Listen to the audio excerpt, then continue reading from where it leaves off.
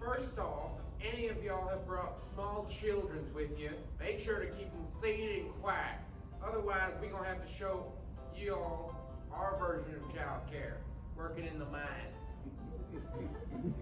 If y'all brought any of that fancy technology with you, we don't got that in the Old West, so please refrain from flash photography, whatever that means.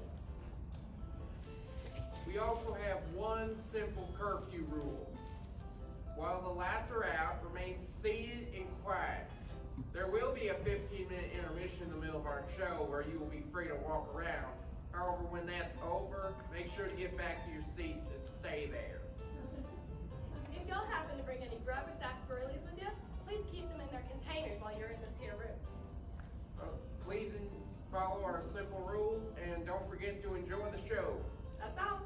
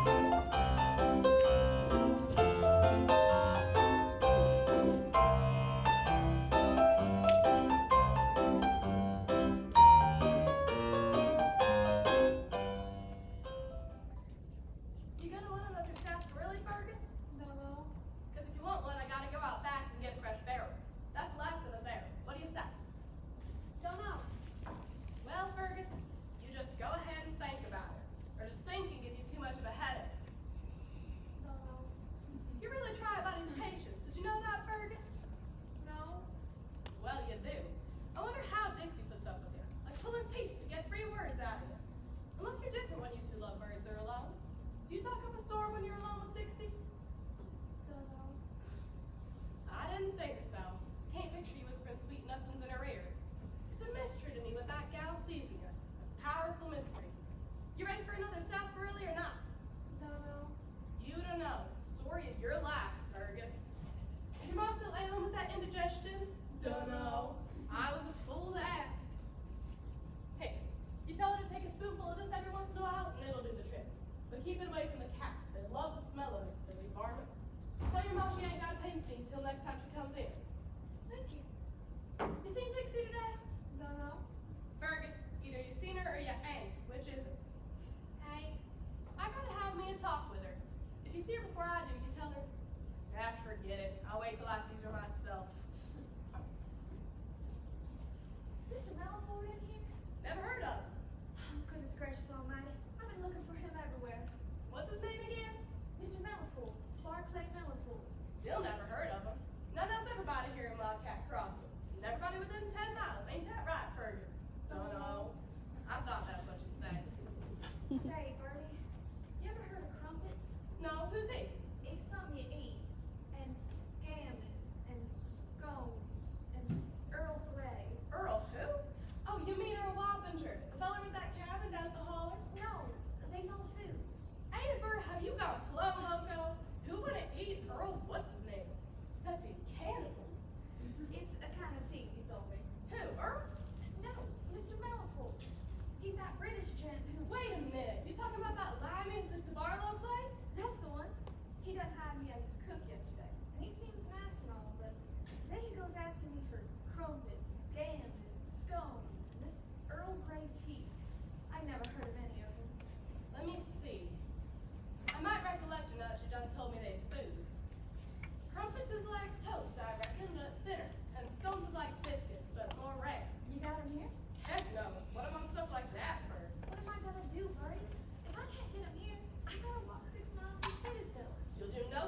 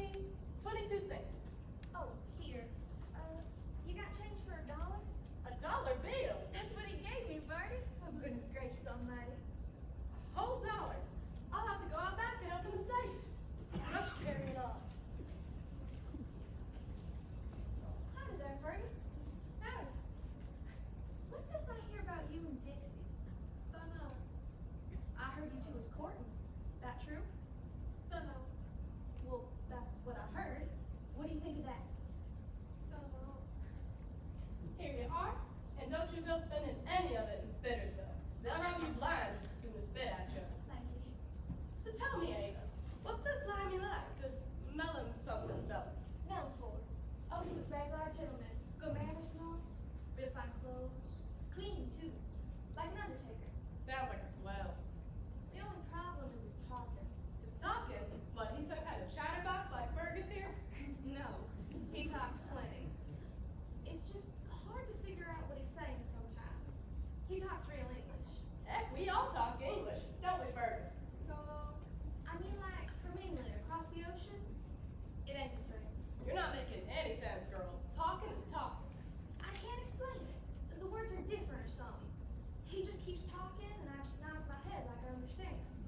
And I reckon I won't let on how he's talking all wrong. Because after all, he pays me real good and I like working for him. Unlike when I worked for Calhoun Vic, the honorary brute. I reckon you're right there. Nobody ever works for Calhoun Vic for long. Not since he come here 2 years ago. Afternoon, Birdie. Need something to drink. Been mending fences for Snooty Patterson all afternoon. Howdy, Edie. Amos. Sure thing, Amos. Some sarsaparilla? Sounds good. Gotta get the dust out my throat. Sarsaparilla it is.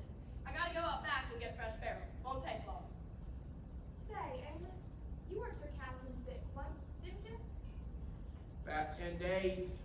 If it'd been 11, I would have killed the varmint. Nastiest piece of ranch driver met. I stuck it out for a whole month. I was so desperate for the pay. Not that he paid none too good. I know. Stingy as well as me. Must be talking about Calhoun Vic. That's a filler. I'm working for a nice man now. A regular gentleman. And Wildcat Crossing? Not likely. It's that British feller who took the Barlow place. Name of Melon something? Melford. That's the one. You know him, Amos? Not to figure, but just so happens I'm supposed to meet him here today. Don't say. Well, Slim White Wilcox told me this fella was looking for me, and Slim done told him to meet me here this very afternoon. I bet he's looking for a foreman. Ain't no Englishman gonna be able to run that ranch by himself. Don't know what he wants, but I have my suspicions. Oh, he's real nice. A regular gentleman, like I said. That's what has me suspicious. What's he doing in Wildcat Crossing? In the Barlow place? Who'd buy that broke down heap? In my mind, it just don't figure. Amos here never took to strangers. Ain't that right, Amos? I don't mind strangers as long as they've been here about 10 years or so. Hey Fergus, how long you and your mom been here? Hello. Oh, there he is. Now you can see for yourself what it's like. Afternoon, Mr. Melford. Miss Burr, what a pleasant happenstance. I see you are purchasing the provisions I requested. Jolly good. I'm trying my best, Mr. Melford.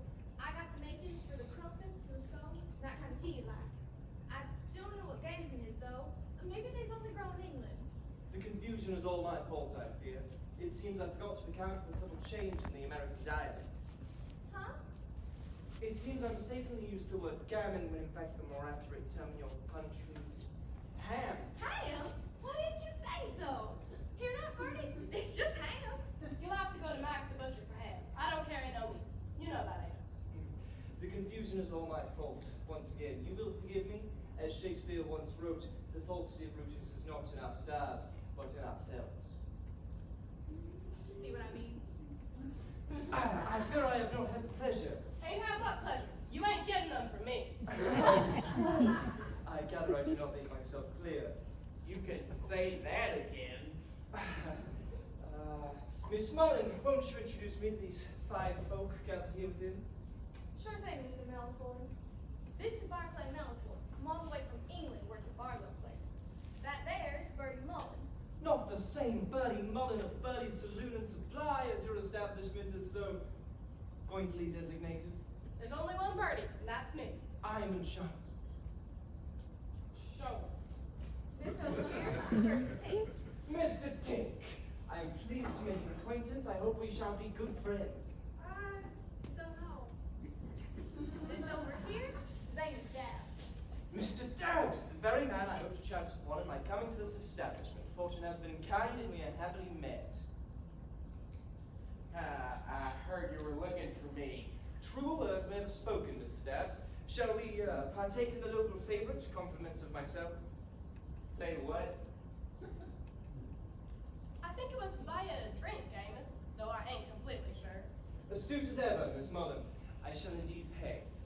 I don't take no drinks from strangers. Don't be that way, Amos. Perhaps a wise precaution, and one by which I shall abide. Alas, I am still a stranger here, a poor soul sat sighing by a sycamore tree. Shakespeare again. Well, tell you what, how about I pay for my own drinks and you just say what's on your mind? Capital idea! Miss Mullen, I believe I would like something cool and refreshing. I got sarsaparilla and I got the stronger stuff. I would call the beverage sarsaparilla from my remote past. I shall have a glass of that. Coming right up. And don't call me Miss Mullen. Sounds like my sister in Topeka, who I don't much like. Call me Bertie. You are charming beyond words. I await the fruits of your hospitality, Miss Birdie. Oh, goodness gracious almighty. I better get myself on over to Mike's before he runs out of gammon. I mean, ham. Mr. Dabbs, I am embarking on a precarious endeavor. Uh-huh. Indeed I am. It is an agrarian adventure in which offers unlimited excitement for me, but I must confess I am not without my reservations. Substantial reservations, Mr. Dabbs. I enter into this quest, if I may call it that, with trepidation, but trepidation commingled with sufficient self-confidence and strength of character. You don't say. I do say. Well, heck, I thought you was just gonna set up shop at the Barlow place. You put it very succinctly. Sorry, didn't mean nothing by it.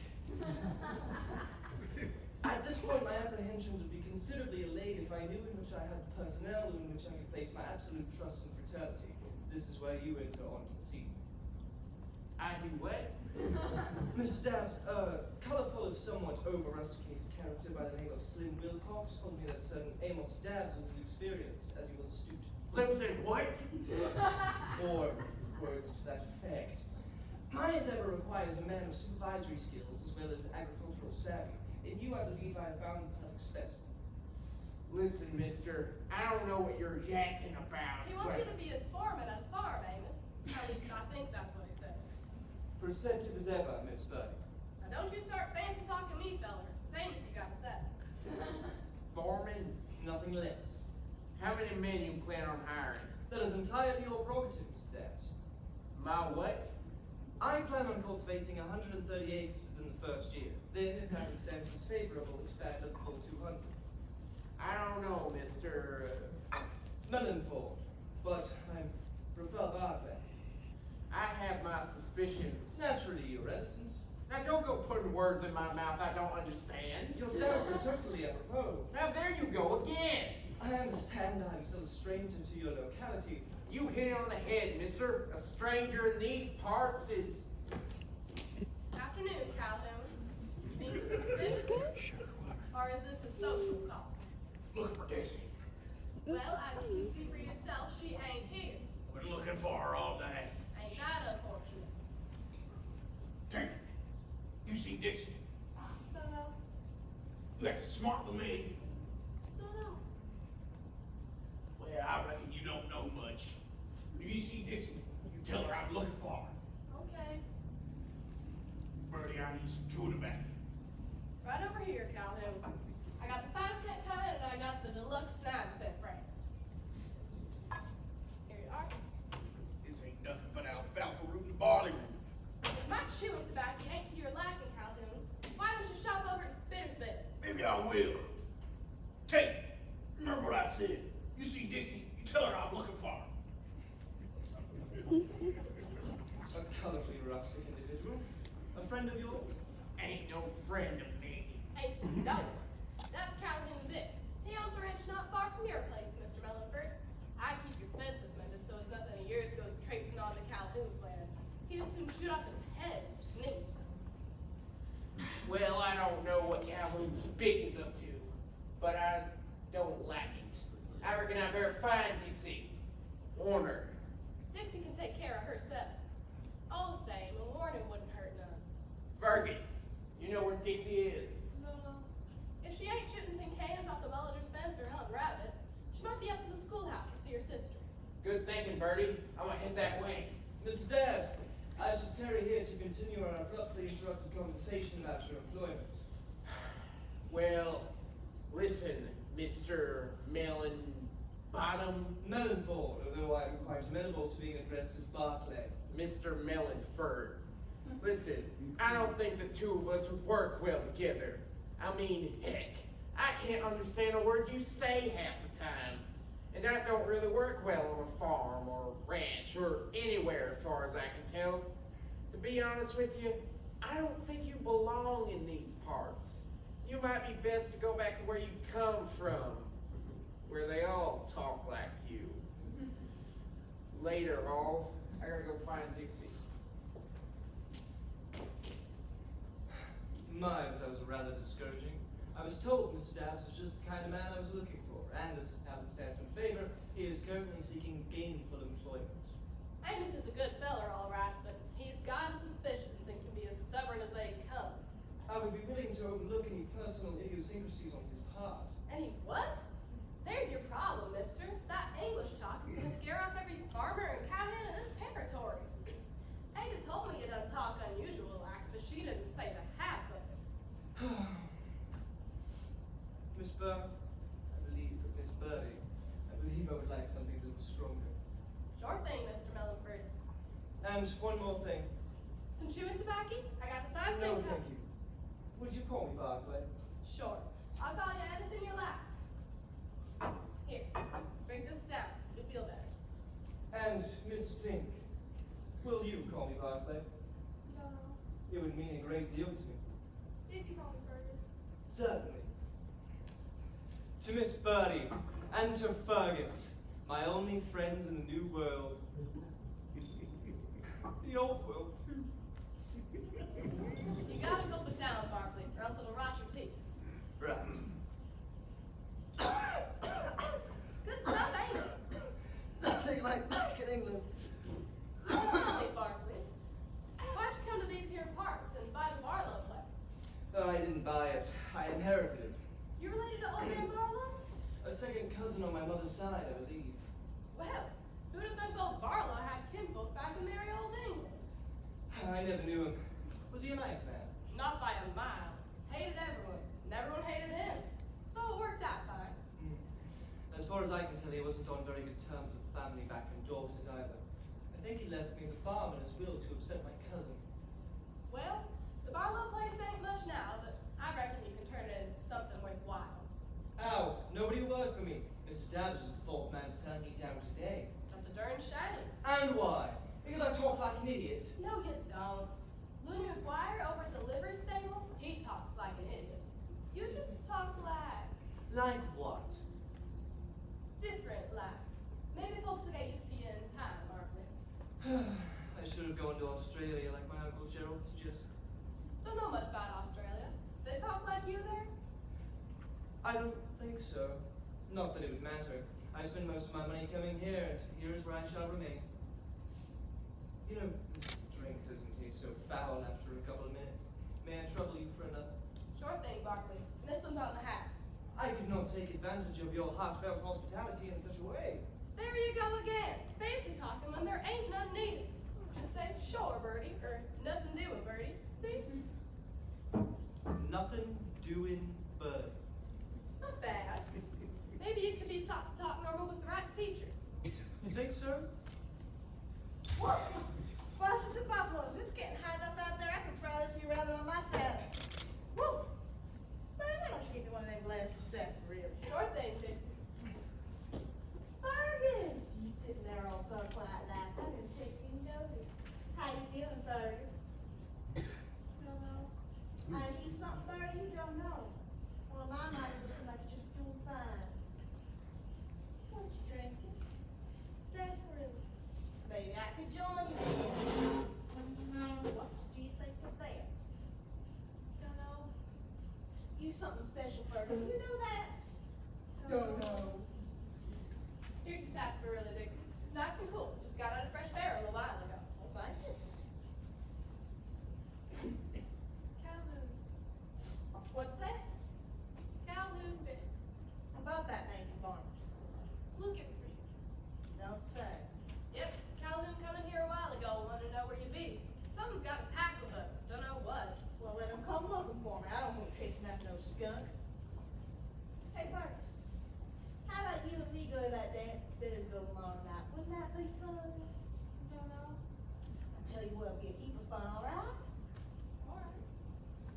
Mr. Buffaloes, I might be wearing a dress. What do you think of that? Don't know. Me neither. Well now, who do we have here? This here is Mr. Barclay Melford. He done come all the way from Europe. Mighty pleased to meet you. My name's Dixie Klein. The pleasure is unquestionably mine. What? I mean, mighty pleased to make your acquaintance. Europe, huh? Any special part? Great Britain, to be precise. Oh, you don't say. What's so great about it now?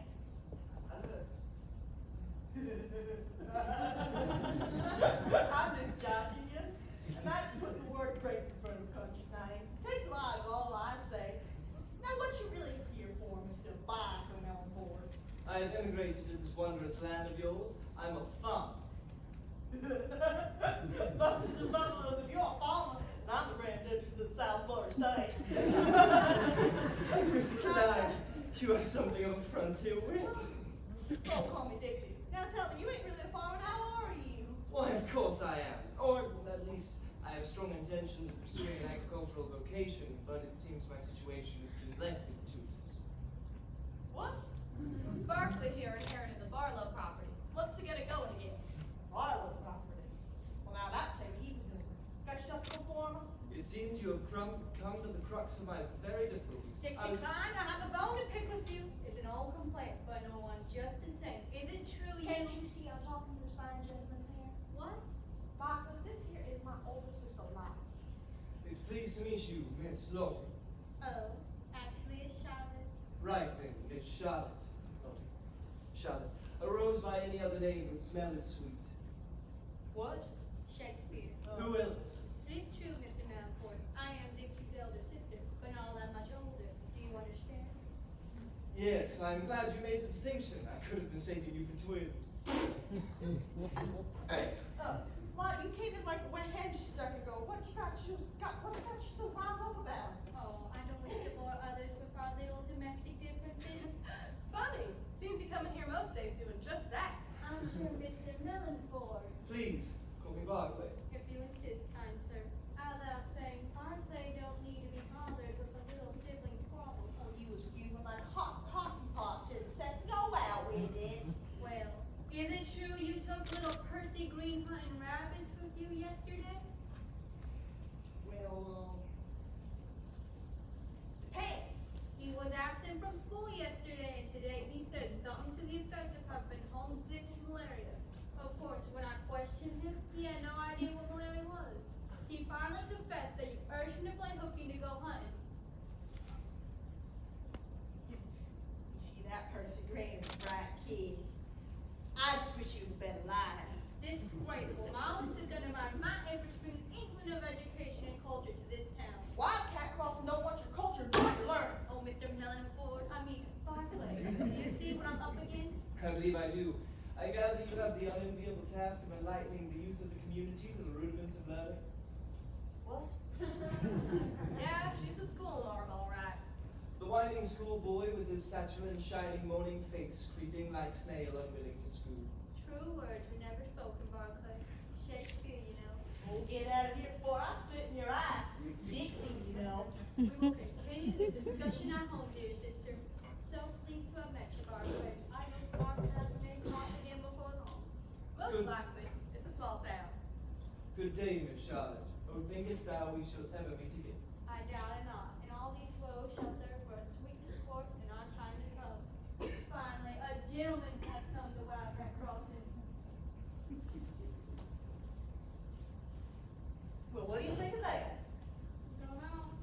I haven't seen Lottie get so la-di-da since she was courting that barbed wire salesman from Kansas City. Didn't cut nothing up. Charlotte is not romantically attached. Oh, she's an old maid, that's what you mean. And as for your own marital status, Miss Dixie? What? He wants to know if you're hitched. Me? Hitched? Buzzards and buffaloes. I'm as free as the wind, and I ain't stay that way. Unless you start sweet talking me, Fergus, then where would I be? No. He said, what about your own status, Mr. Bobby Melon Ford? Got your lady boat chasing after you? Not quite. cruising long enough. We'll be right for the cooking. Ain't that right, Bertie? Any bachelor who ain't too bow-legged don't stand a chance of staying single in these parts. May not to the marriage of true minds admit impediments. Anybody tell you you've got a bad habit of looking into poetry? No good reason. I do believe it is one of my many idiosyncratic personality traits that forever keeps me on the fringes of the local populace. And you have a funny way of talking, even when you ain't spouting poetry. I believe it is my undoing.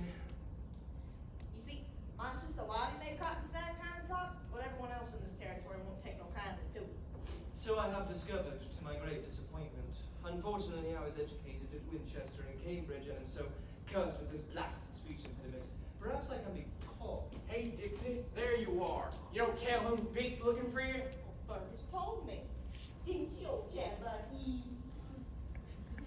Don't know what he wants, but he's mighty upset about something. You don't worry me. Now here's a fella you ought to know. Papa, this here is Amos Davis, best ranch foreman in these here parts. We have already met, to the advantage of neither of us, I fear. Can't understand a word the man says half the time. What you gonna do about Calhoun, Dixie? No. As Papa here, I know he lets us talk too fancy at times. Heck, it ain't his fault. He grew up where they don't know any better. Miss Dixie apprehends the difficulty with accuracy. It is much more a matter of nurture rather than nature, don't you think? Uh-huh. See what I mean?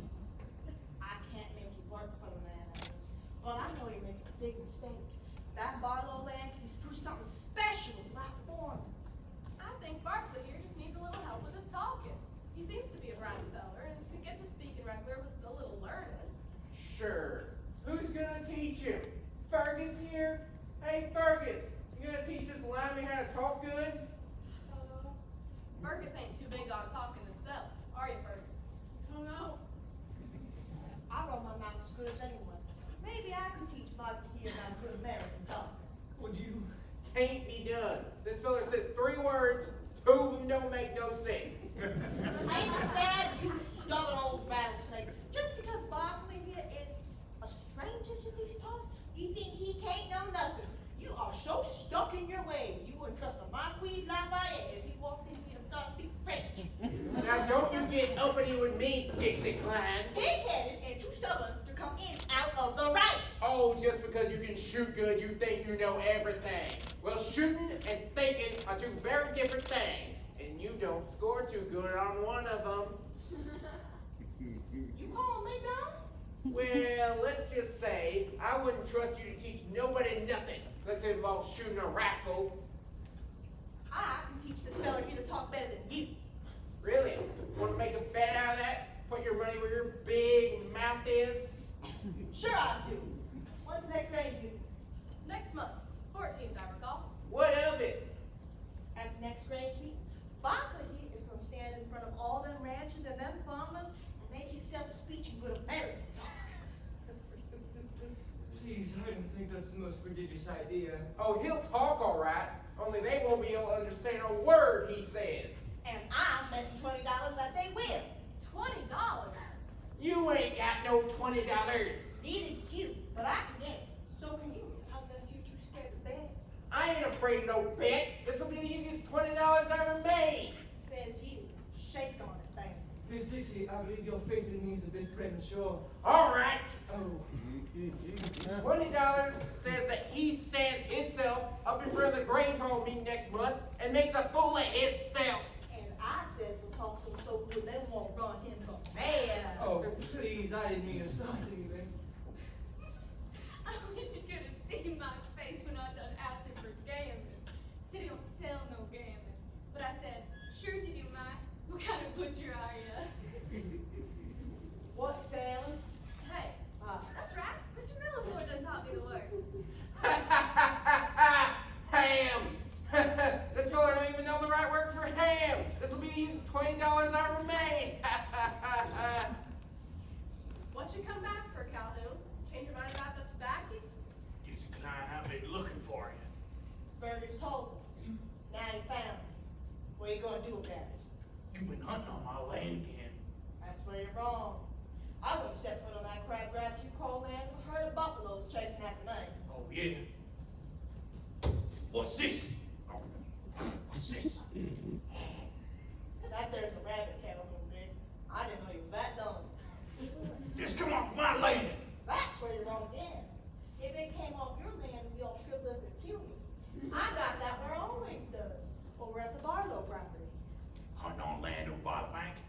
get some real trouble doing that, Dixie Clyde. It ain't trespassing, it ain't owned by the bank no more.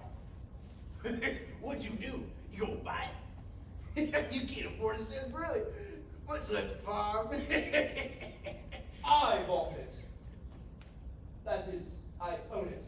Barlow Farm, and I gave Dixie permission to hunt there whenever she wishes. And you are. Barclay Mellonford, it's a pleasure to meet you, Mr. Is this true? Of course it is, Calhoun.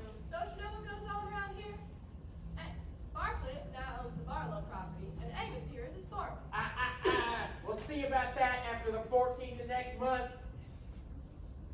That Barlow property come up right next to mine. See, you don't cross that line. I'm the only one hunting on my land. Well, the rabbits will be mighty pleased knowing that, Calhoun. Knowing the way you shoot, they got nothing to worry about. Tank! Next time you see Dixie Clyde, you tell her to be careful. I don't like your attitude. Oh, goodness gracious almighty. What an unsavory sort of man that Mr. Big is. Calhoun was all bluster. But one of these days, Dixie, you're gonna go too far with him. That weasel don't scare me none. Well, sometimes you shoot your mouth off when you're gun. Mr. Debs, did you mean what you said earlier? Will you really come and work for me? We'll see. Ask me after the 14th of next month. Only by then, I'll be $20 richer, and I may want to take it easy for a spell. Afternoon, all. Ha ha ha! Well, I better get that ham on ice. I wish you could have seen Mike's face when I told him he's been selling gambling all his life. Didn't even know it. I am very sorry about getting you entangled in this bed, Miss Dixie. Perhaps I can talk with Mr. Dabbs and have him call the whole thing off. Nothing doing. I said I was gonna fix up your talking, and I need to do it. Start right this minute. Excellent. Once more onto the breach, dear friends, or else close up the wall with our English dead. Was that poetry? Shakespeare, Henry V. I don't care if it's Napoleon the Fifth. It has to stop. Oh. Fire, you got a bucket back there? I reckon I do. Good thing. Go fetch me that bucket. Whatever for. Do as I say. I'll show you soon enough. Okay. Now you listen to me, Mr. Barker Mellonford. You listen good. This poetry stuff is gonna stop, and I know how to do it. Certainly. My fate is in your hands. I ain't gonna collect that $20 from Amos Dad. You're gonna help me by doing whatever I tell you. Of course. Here it is. Kinda rusted up a little. Ain't been used much except as a spittoon once or twice. Now do. Barker, got yourself a nickel? I believe I do. Here we are. That'll do. Every time you quote that Shakespeare fellow, you put a little net nickel in that there bucket. That there nickel will pay for your speech about the breach and such. You understand? Of course. Who gets to keep the nickels, Dixie? I'll tell you what, Bernie. I'll split them with you. Every time you hear Barker here quoting that Shakespeare feller, you make sure they put the nickel in that there bucket. Sure thing, Dixie. Heck, the way poetry comes spilling out of his mouth, we might both earn ourselves more than $20 each. These are harsh conditions, Miss Dixie, but as I say, desperate times call for desperate measures. Was that poetry? No, I promise you it wasn't. Well, let's skip all that fancy talk then, just so we can be sure then. Very astute. I mean, good idea. We sure got our work cut out for us, Barker. He's picked up so many of them bad habits growing up in England. It's be like busting a bronco each day. I do apologize. Well, heck, it ain't your fault. Well, I'm gonna bust you all the same, you hear? I would expect nothing less. Good. Now, the first thing I want to do is give you a little test, just so I can see what I got to deal with. Okay. I want you to go up to the bar and order yourself a drink. Just go to the bar and order a drink. That's right. Certainly. Lovely weather we're having, is it? It's quite clement, I might say. Hold it right there. What the heck are you doing? Being pleasant. You want a drink, not a weather report. I was just making convivial small talk. There ain't no such thing as small talk in this territory. You either make big talk or you shut up. Oh, Try again. Miss Birdie, I would very much like a drink. You would very much like a drink. She don't need to know how much or merit or nothing. Just tell her you want a drink. Miss Birdie, I'd like a drink. No. say give me a drink. Isn't that rather rude? Maybe, but that's what folks say. I don't want to appear unfriendly. If you want to appear friendly, then you say, give me a drink, Birdie. If you really want to be friendly, you put your money down and say keep the change. Now tell her what you want to drink. I got sarsaparilla and I got the stronger stuff. Ah, I must ponder the possibilities. The root of the sarsaparilla plant is quite delicious and somewhat medicinal, I understand. But the dram of the more potent potion has its own restorative properties which must not be undermined. I might need your assistance in making the most advantageous decision.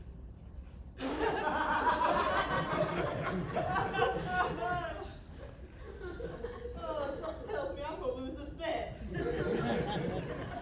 Out of my way, Birdie. There he is. Stop pushing me from behind. I ain't. I told you he'd be here. Shush. Gosh and golly, I hate party. Oh, you can say that again. Will you get out of my way? Good afternoon, Birdie. I come shopping. I can do that, Sally Tremaine. And I know what you come shopping for, too. I'm sure I got no idea what you're talking about. I was just wondering what took you so long. Last time a new fella was in town, you was able to sniff him out in a couple hours. I come to buy a few provisions, and if that ain't reason enough for me to be here, I don't know what is. Sure, sure. We need to buy a few things ourselves, don't we, sisters? We do? Of course we do. Gosh and golly. Always pleased to do business with you. But perhaps we're interrupting something. I see you have 2 customers already. I can wait my turn.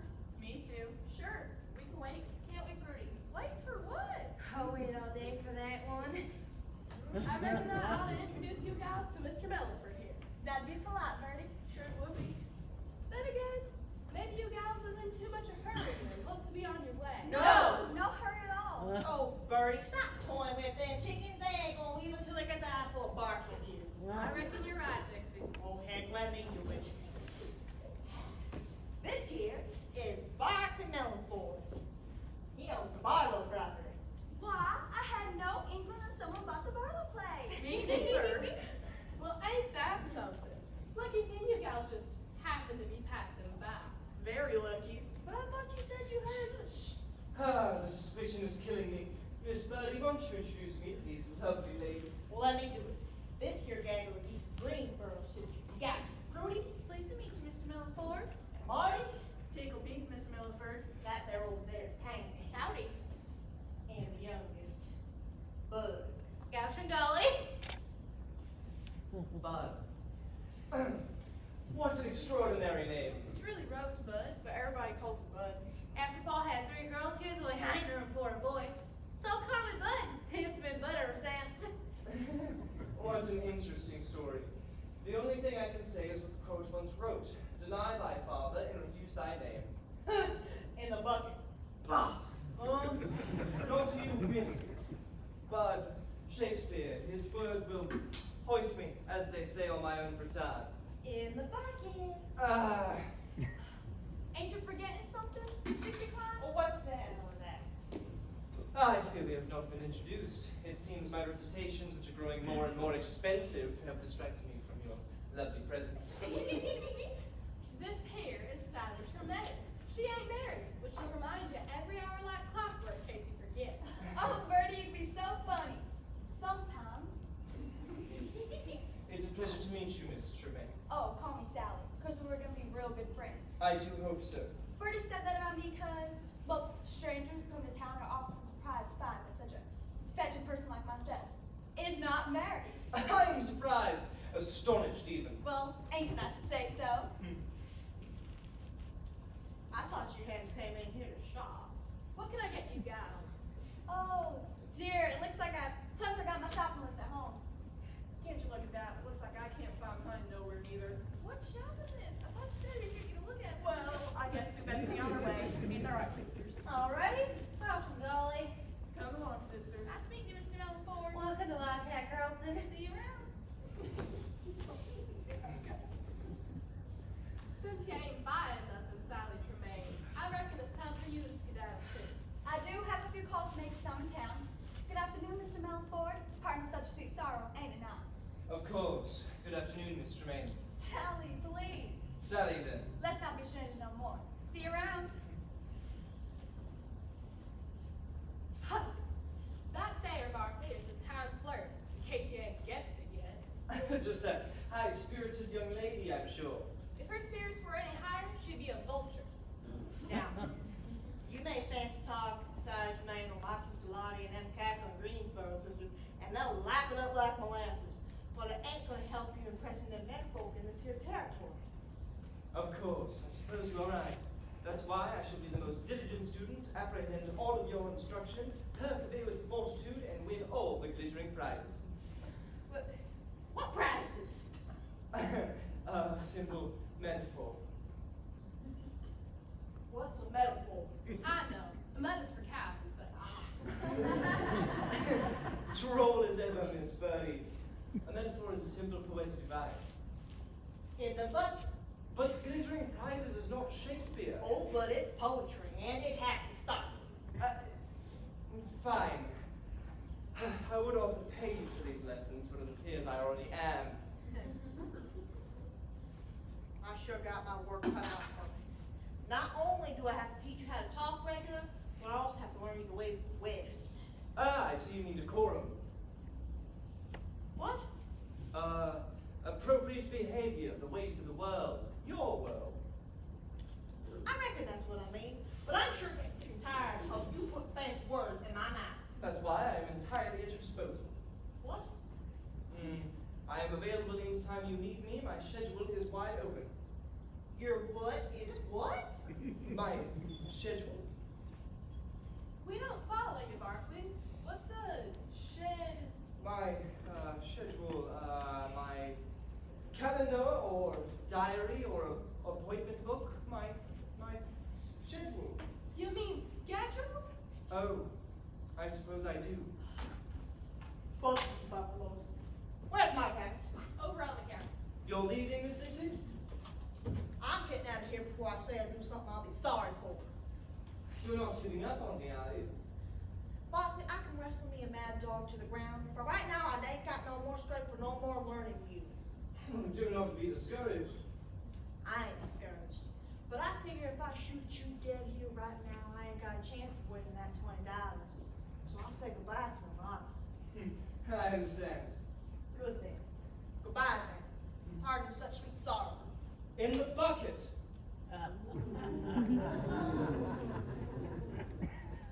What's that? Parting is such sweet sorrow. Shakespeare. You sure? Romeo and Juliet, Act 2, Scene 2.